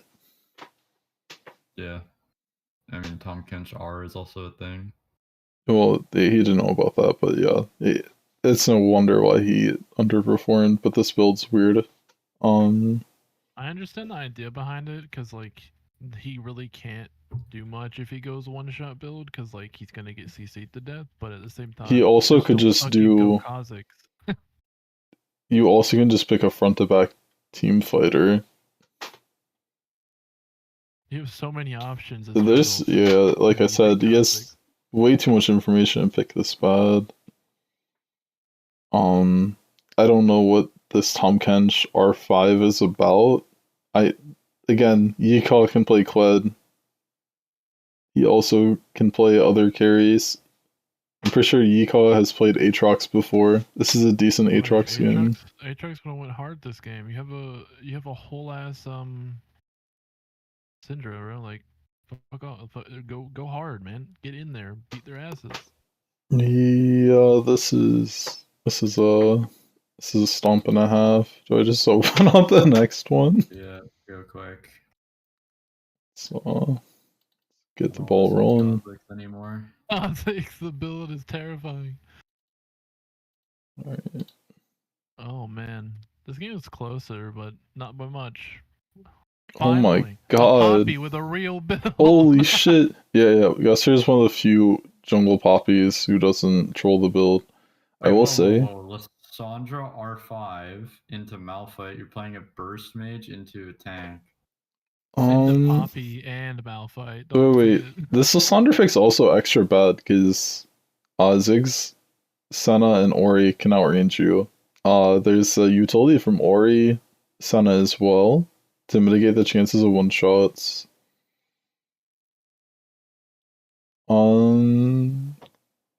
Is this? Oh my god, this looks What like is this? 14. Is this Level Lissandra 14. top or Yes. Talia top? I don't know. It's probably not. It looks like it's Talia top. It's not. Because You Messiah's sure? their mid laner. Oh Yeah. damn, that's crazy. Yeah. I mean, they could have lane swapped, but I think both are like. I think Talia does a little bit better into Malphite, but she's also in danger. Yeah, this is weird. You can play mages into Malphite, but You can, but I don't think you play like burst mages. Like, why? If you want to pick like a, you can pick Rise or Swain. That's yeah, but those have like more consistent damage. Yeah, I dabbled with Lissandra top. I had a coach who forced me to practice it against my will. It is really bad, and it can only work against very specific squishies that don't have sustain. And out of all the AP picks you can counterpick Malphite with, Lissandra and Talia are not either of them. Your options are Yone, Silas, Rumble, and not AP Aurelia. I mean, you could pick like Cassio top too. I don't. Yeah, Cassio top would have been nuts. I don't think it's good into the rest of their team, but I think if you're picking for when you like Lissandra doesn't. When you're R5ing top, you shouldn't really be picking for the team. You're picking to counter the whole enemy team or picking to counter your laner. This is another instance of you don't blind Malphite because they can just pick Mordekai's. Yeah, they should have picked Mord. Why? I've literally seen tops like play their first 5 games in comp as Mordekaiser, and they have success. You can do it too at home. Just pick Mord into tanks. Can do it at all. Like, tell me right now, when Lissandra hasn't killed Malphite like 20 times, even though she can't early game, and he picks up Mercs plus, he comes back with Mercs and Fawn, and your 5 keys is doing less damage than one of his keys plus combat, like, just FF the game. Get me out of this game, please, guys. I'm sorry. And then this Malphite also went Anathema's Claws, so whatever AP champ they're trying to make match Malphite is like 4 times less likely to even kill him. It already probably wasn't happening. Yeah. This is just funny though. Lee Sin is level 14 at 35 minutes. Dude, Sharks did not have a good series. To be honest, I would say that until you see Game 5. If you watch Game 5, he was actually a like superhero. I don't even know. He turned it on. I'm talking about these first 2. The Jarvan game was insane. Alright. Pulling up the games. He said it's Jover and he decided to turn his kill switch on. It's not over till I say it's over. This is the worst loss I've ever seen in my life. Wait, dude, I need to adjust the sizes on this. This is whack. I cannot believe that Omen lost this game. I can. How do you lose to a Jarvan as Poppy? What the hell? No, I mean they were They're about to end this so game ahead. though. Yeah, they were about to end this game. What? They got aced for fun at the end randomly and just lost. They threw this game was so winnable. Oh my Yeah. god. No, it was one. It wasn't even winnable. I think they could have ended two, and then they refused to end, and then got aced. They said LMAO, let's have fun, guys, and then ran it down. Mm-hmm. Wait, what's the Garen pick for? God. Is that really your blind pick here? Honestly, he got a really favorable matchup as Garen. Yeah, he's picking top blind. If he got a good matchup after they R5'd into it, that's luck.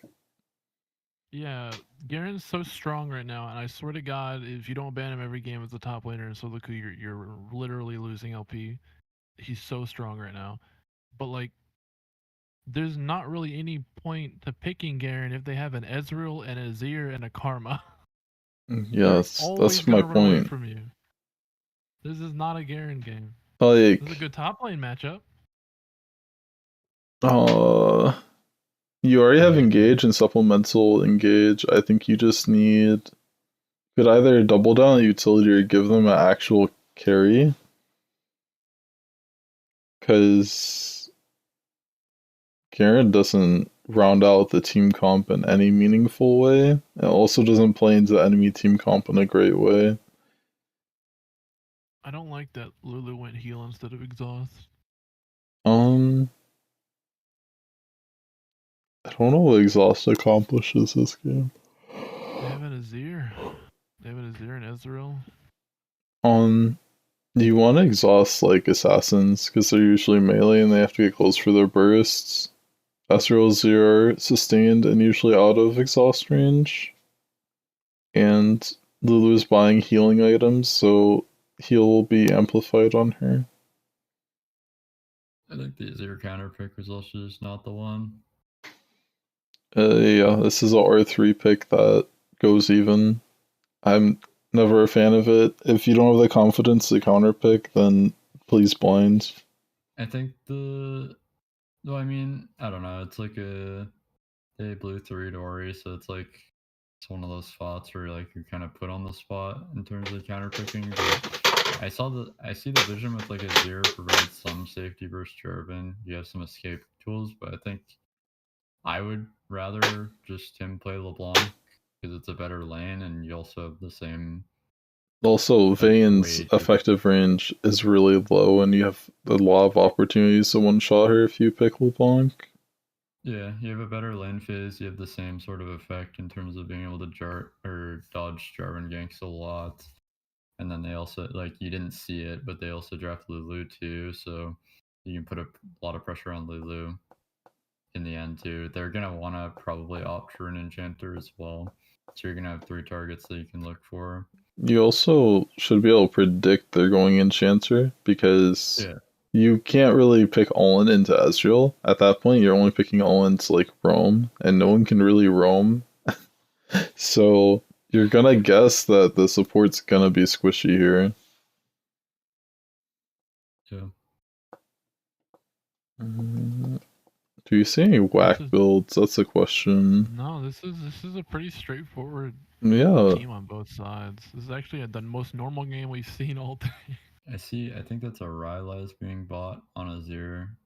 I don't even think it's that bad on Azir. It's like a last item, but that's the only thing. Not a fan of Conquer though. That's the only thing I'm not a fan of. Yeah, don't you just go lethal on Azir? Why would you go Conqueror? I think Conqueror is fine. I think if you go lethal, I think the only reason to go lethal is if you want to not build Nashers, but when they buffed Nashers and gave it haste, I think that you have enough attack speed already with Nashers. Yeah, and I think Conqueror does a lot more, and if you get a few hits, I don't think you need more attack speed. If you actually play the champ, the attacks feel efficient enough to probably just go for Conqueror. The thing I really dislike is putting shield bow in general. Shield bow is such a bad item right now. It's not. Yeah, it hasn't recovered from the mythic nerf. Yeah, you either go GA or anything else. like any useful. If you want survivability, just build GA. Don't build Don't build that item. Alright, I'm pulling up game 4.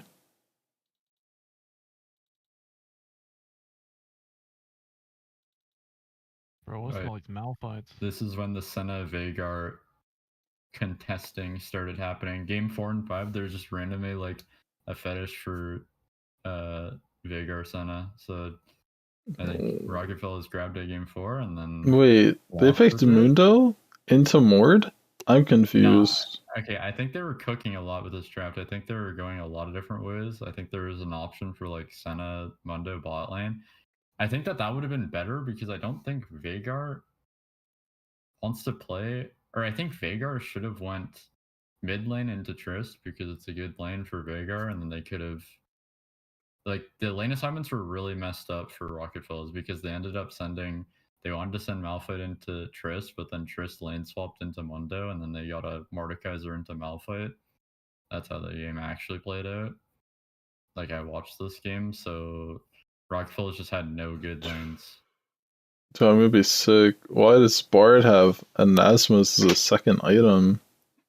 Tank Bard, bro. Dude, this isn't even a 1 carry comp. There's Senna, there's Veigar, there's Nocturne. It's not an Anathema's game at all. I'm a fan of the Mordekaiser going Riftmaker, but why'd he go Zonia's third? I don't know. Why are you going I think Zonia's Zonia's is a bait Malphite item. Mundo? Unless. Yeah, Mundo. Yeah. Build burn. Build fucking burn, bro. The only time I think Zonia's makes sense on Mordekaiser is if the enemy team has such a disastrously OP fed champion, you need to take them out of Death Realm, but you also can't afford to die to them in Death Realm because then they take over the fight. And there's no one with more than 4 kills on the enemy team.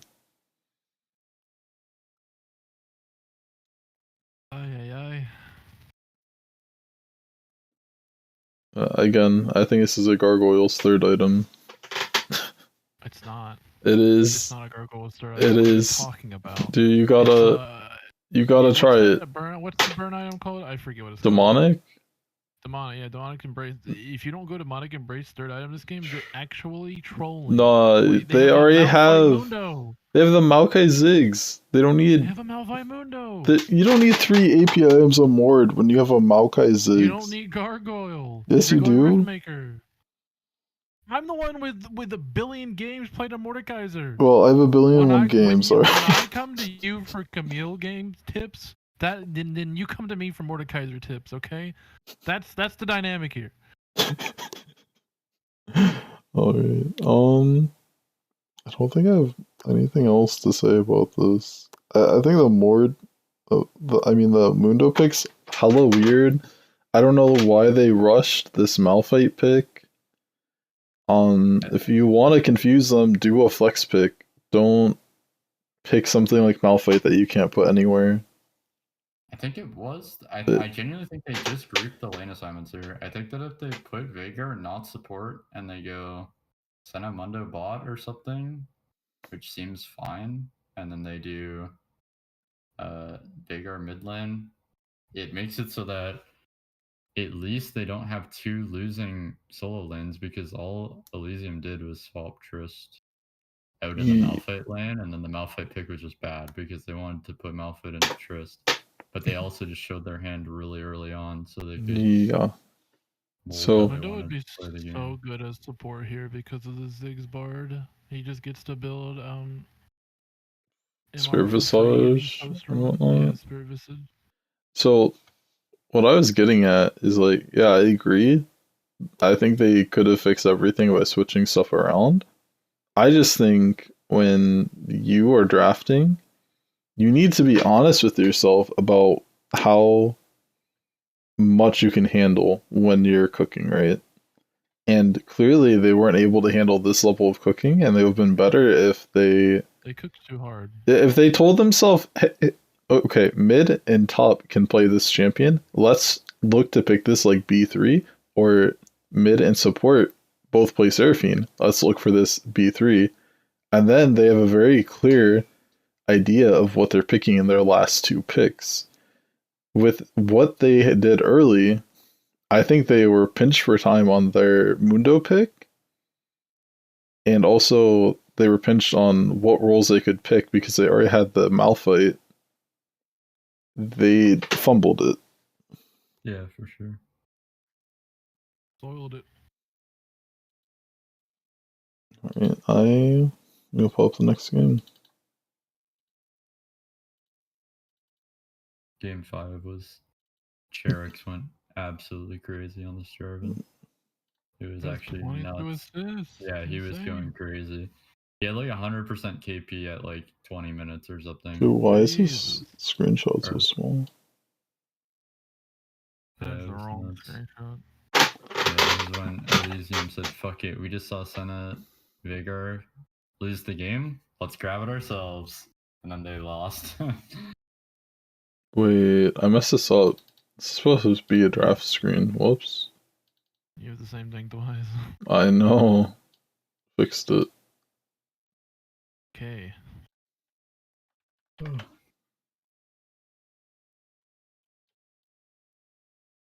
What is the Singed doing? Why are we picking Singed? I don't know. Wait, there's so many things that play good into the Kled. Why did you do this?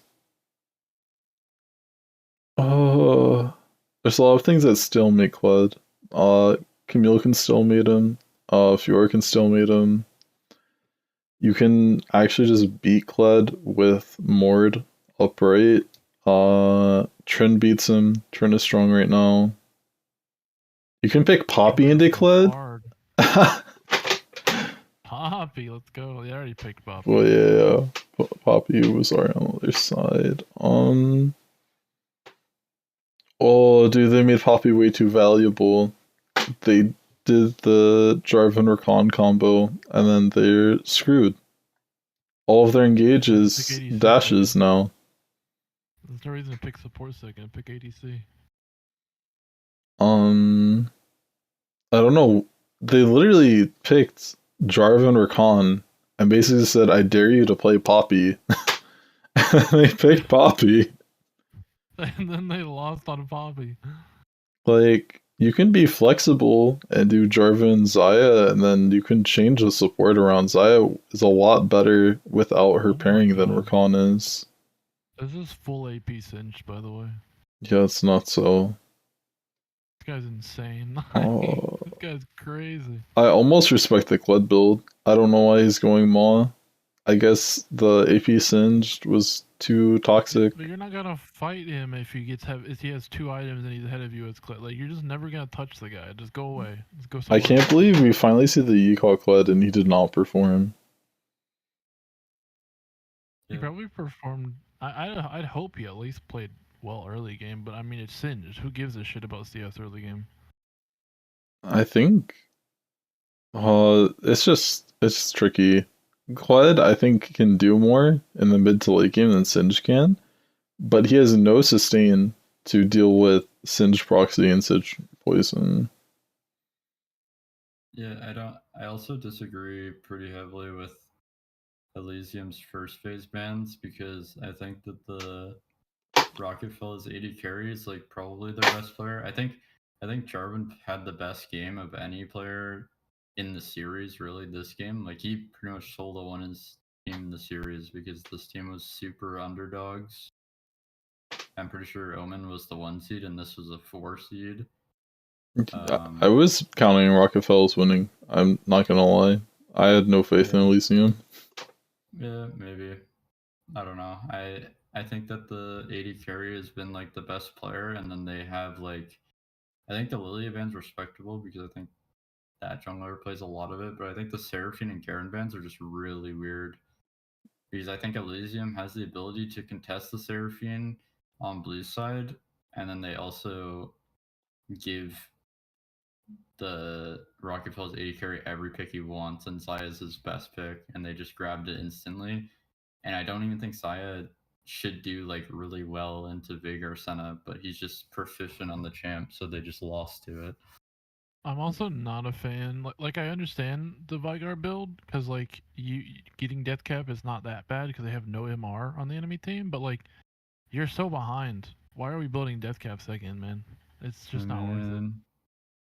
Yeah, Deathcap Kind second of. is I bad. don't know. It depends. I think that if any champ is gonna do it, it's probably that champ. Yeah, I agree, but it's just cost efficient in my eyes. It's not worth it. Yeah, I I just don't think that know. Elysium blundered a lot in their ban phase. I think, especially when they're a team that can play Seraphine, and they waste 2 first phase bans.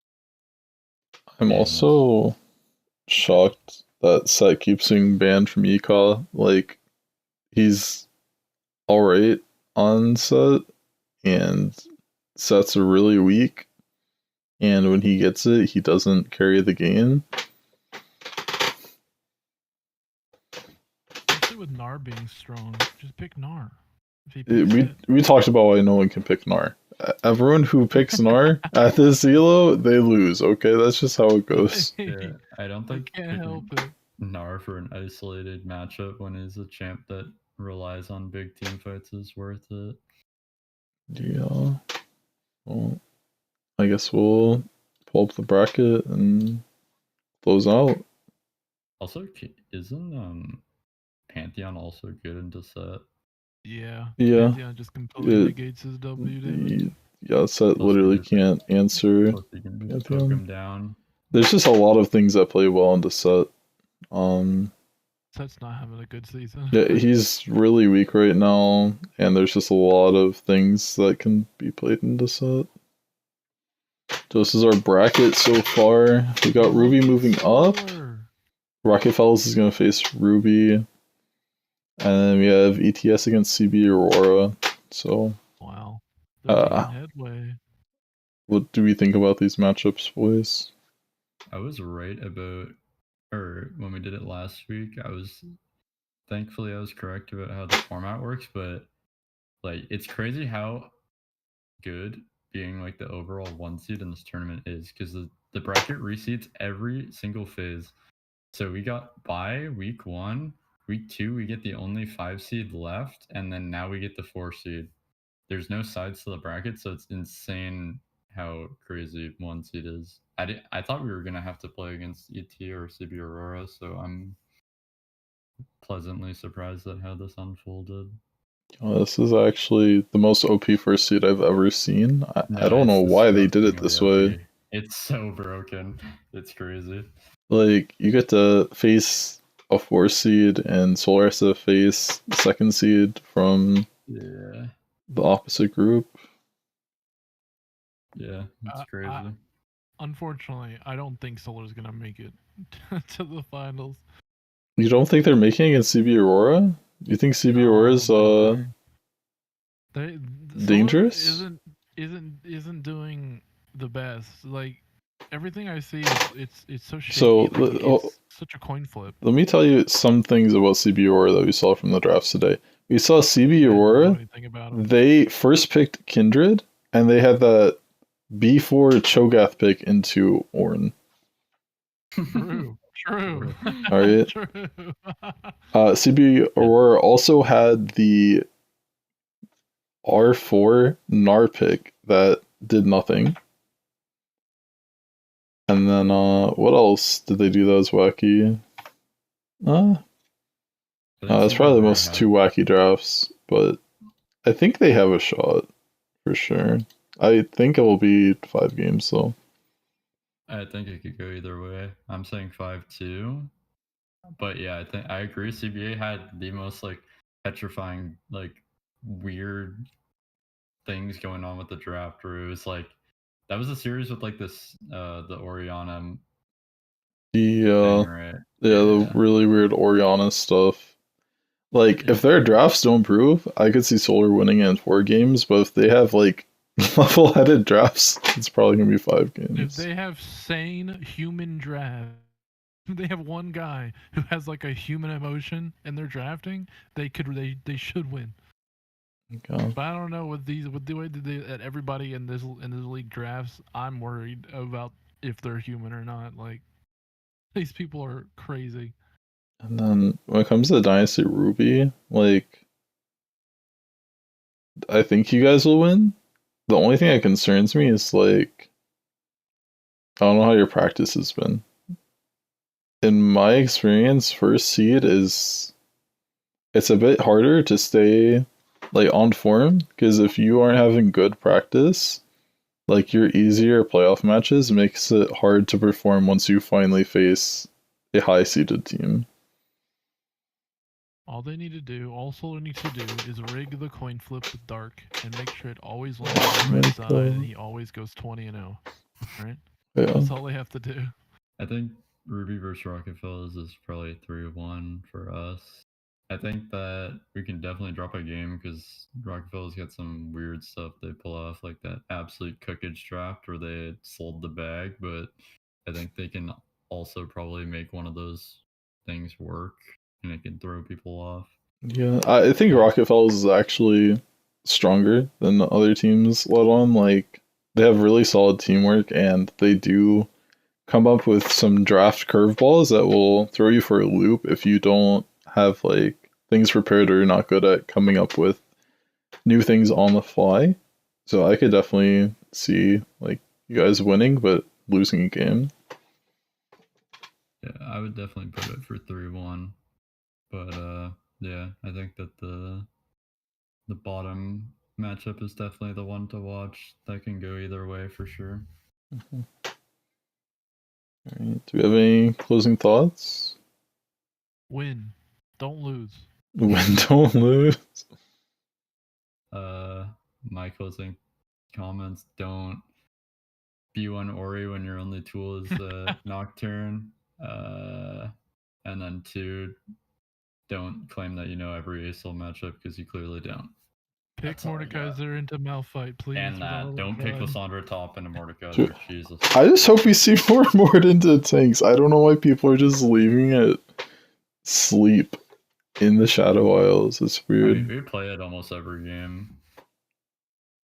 Like Mord, so good. Mord is single-handedly the best comp juggernaut, but we see like equal games on like Darius Alawi for some reason. Like Garen's really popping off in popularity, and like he's just not good in most scenarios. Garen's a solo queue menace, and people did misunderstand. Like, just because someone's strong in solo queue doesn't mean it's strong in competitive play. Literally every time I see Garen, I pick a 2-item powerhouse like Jax, and I just even farm. It's the same thing with like AD Ari. You know, you just side lane, push lanes all day, and that's all you do. Like, not a team fight monster. You're not like out here 1v9ing. You're literally sitting side lane, getting towers, and getting gold, and winning the game off of macro. Yeah. Just really hard to abuse bad macro in team play when you just have to tell your teammate to go match the Ari instead of solo queue when they send 5 to dragon when the 5th member has TP and can just TP to the dragon and instead lose 2 turrets and you lose dragon. Yeah. That's all I got though. Yeah. Well, that's all for tonight. We'll see if Eclipsing Tides can make it to finals and give VT their first championship. Next week of stuff, we should be pretty much back to normal. Cam should be back for the Tuesday broadcast. If that doesn't happen, then we'll be starting everything up on Wednesday. And then see you guys on the other side of the tide.